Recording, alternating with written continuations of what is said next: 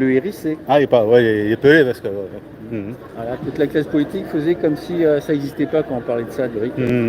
La Suisse n'existait pas, tu vois, on a un pays voisin qui fait des dizaines de RIC par an. Tous les 3 mois, ils votent. Ça se passe un peu plus sereinement et pacifiquement. Il n'y a pas de gens qui se font arracher les yeux, les mains.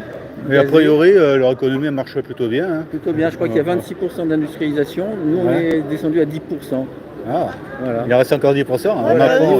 Dans l'Union européenne. Que nous, Voilà, ils protègent leurs agriculteurs. Parce qu'ils protègent leur agriculture.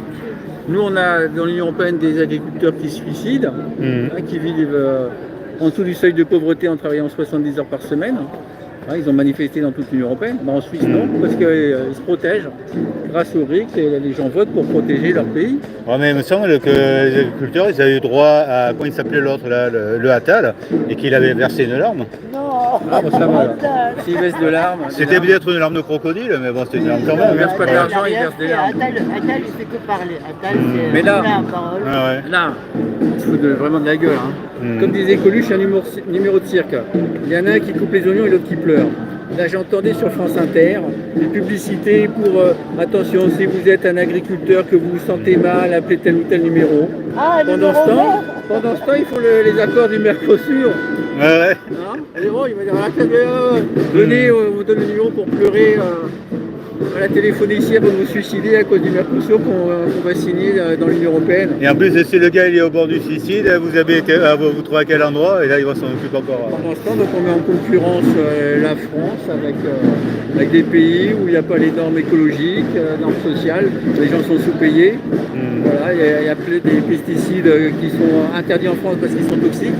Dans les pays plus pauvres, ils ne sont pas encore interdits, ou les hormones, etc. Et on va devoir bouffer ça. Bravo.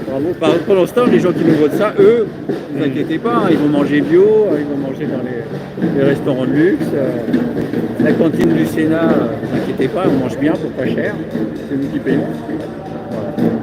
On se fout de notre gueule. Il faut arrêter de voter pour ça. Et le pire, c'est le moratoire pour l'énergie, pour l'électricité. Ils ont refusé de le voter, alors qu'on a assez d'éoliennes, on a assez de panneaux solaires, et on fait repartir les centrales nucléaires, donc on n'a plus besoin d'en remettre d'autres. Et donc les députés avaient demandé un moratoire justement pour arrêter cette loi, parce qu'elle va doubler notre facture d'électricité, parce que c'est nous qui allons la payer au final. Donc on produit de l'électricité pas chère, mais pour être en concurrence au même prix que les autres pays de l'Union qui n'en produisent pas, on la vend plus cher. À nous les Français. On se continue à se tirer une balle dans le pied. Quoi. Voilà. Et au lieu de nous laisser une électricité normale pour faire repartir les commerces, pour aider les ménages qui sont en difficulté, c'est vraiment pas le truc à faire. Et bien, figure-toi que les sénateurs, ils vont refuser de voter pour le moratoire qui a arrêté cette loi d'installation d'éoliennes. Et on apprend par le même temps que Mme Pécresse, son mari a une fabrique d'éoliennes. Enfin, une fabrique d'éoliennes, c'est lui qui les apporte.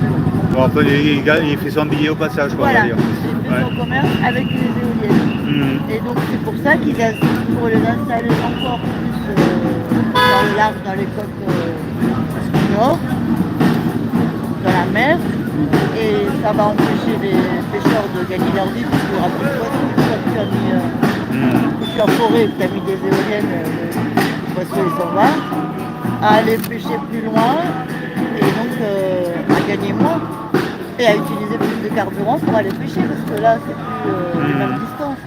Donc on marche sur la tête comme d'habitude. Et pourquoi les éoliennes ils les mettent pas plus loin plutôt?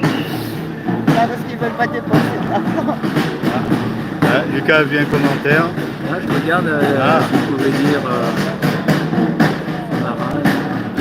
Soit tu as